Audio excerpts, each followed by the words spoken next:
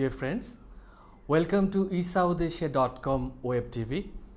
Today we are playing chess with Musadiq Sanwal. He is a senior journalist and a Sufi thinker. Welcome to our lounge. Thank you. You see, you are a journalist and a Sufi thinker and a musician. So it's quite a contrast. As a journalist, you were counting dead bodies of bomb attacks by militants or drone attacks. On the other hand, you were taking refuge to this Sufism. How do you deal with this? Sufism, actually, in my days when I was inspired by Sufis, mainly it was because of the poetry. And Sufism wasn't a very fashionable thing. No, it is. So I don't know whether Sufism still, because the other day I spoke to somebody and I said, I want Sufis to be out of my system now because I have lived long enough with them and I'm tired of them. But music, yes. Music is a kind of, but when somebody tells me, my mother used to tell me, for Christ's sake, you should pray sometime. Namaz kabhi padh liya karo. So I used to tell her that I have my namaz. And the music is the kind of like namaz that I have. It gives me like that spiritual high that probably one needs from time to time. It calms me down. It makes me feel I'm not alone. It makes me feel there is something, somebody, somewhere outside listening to me. And I can talk to him or her, whatever I wish to. You told us that Sufism is fashionable. Why it is fashionable? Why it's not part of our life? Because we have pulled it out of, it's like Sufism used to be, Sufis used to be very political people.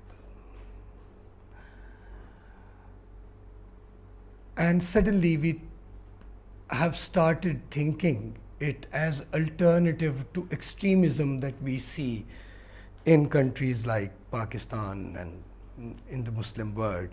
And we think that to counter that extremism, we need Sufism. It's not that. It never used to be that.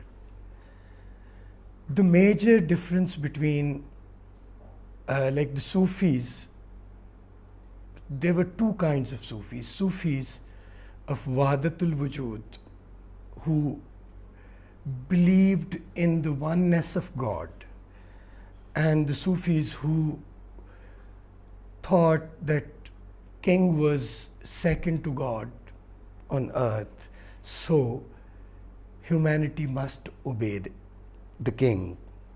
But the first kind of Sufis believed that God was in all of us, so that meant really, really dangerous thing for the state.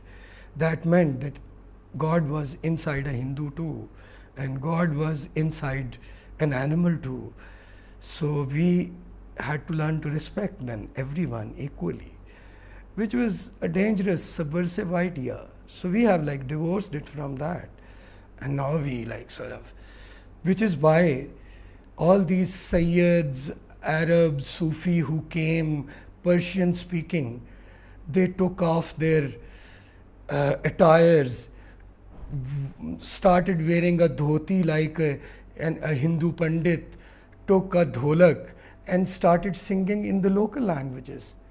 All the Sufis who remained by the side of the courts, they always wrote either in Persian or in Arabic.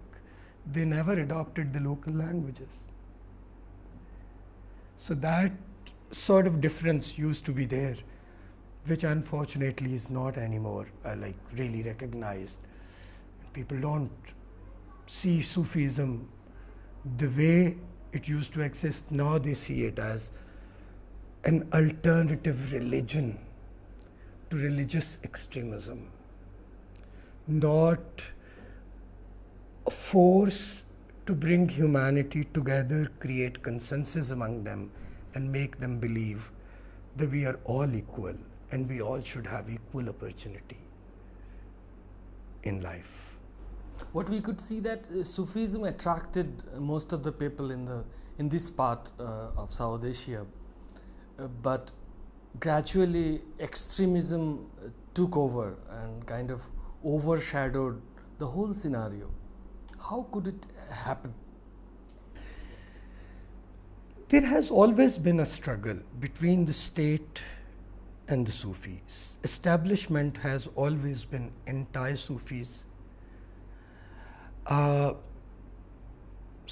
Mansoor was beheaded by Aurangzeb Alamgir on the stairs of Jamia Masjid, which is Delhi's Grand Mosque. State always saw Sufis as threat because one of the most interesting, like, you don't see Sufism as popular elsewhere among people as in South Asia. Now imagine a world of Hindu caste system where an untouchable could not be equal to you, and Sufis coming and giving this message, and they converting en masse because suddenly it empowers them to be equal. And then when Muslims built their own empire, their own kingdom, and they became the establishment, that caste system suited them because it was dangerous for everyone to be equal. The king and his family had to be superior to everybody else. So the seed of fundamentalism were sown from there on. Aurangzeb Alamgir was one of the first kings who really started all of this, and then it went on, and then British turned it into their own game. They played divide and rule politics. And the funny bit was that then the religious parties and the communists stood side by side against the imperialism. And they were not for the division of India. But once partition happened, suddenly all these religious parties had nothing to fight for. Till the point the British were here, they had something to fight for. That was the end of the Christian colonial rule. And suddenly they had a separate country which was made in the name of Islam, or it is said so. So suddenly they were out of job. They didn't have anything to do. So then they decided to turn this country into a real Islamic country. What that Islam is supposed to be, they had no clue, and we still have no clue.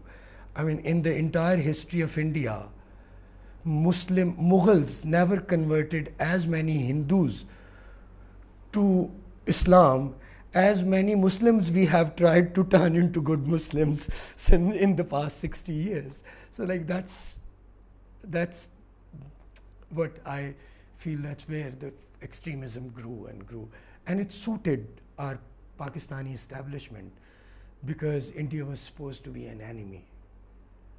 The problem is that if your stories after 65 years, before 65 years are common, your legends are common, your culture is common, your language is common, then you create a myth that why you are not an Indian.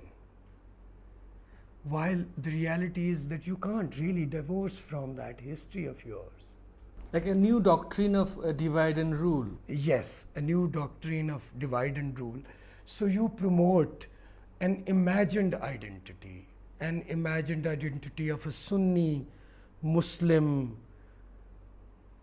which is a false identity because you were either a Punjabi or a Sindhi or a Balochi or a Bengali. These were your languages. You sang the same songs. I mean, do the Bollywood songs have to get a visa to enter Pakistan? No. But a Hindu has to get a visa to enter Pakistan, and a Pakistani has to get a visa to enter it. All your heritage remains the same. So to counter it, you created an imaginary myth of a Muslim who is different from Hindus and from India, and then once you start, like, this vicious cycle never ends, because once you are not a Hindu, you are a Muslim because you are not a Hindu, then you are a Muslim because you are not a Jew, then you are a Muslim because you are not a Christian, then you are a Muslim, labyrinth of yes, that differences. labyrinth of differences. Then you are a Muslim because you are not a Shia, you are a Muslim because you are not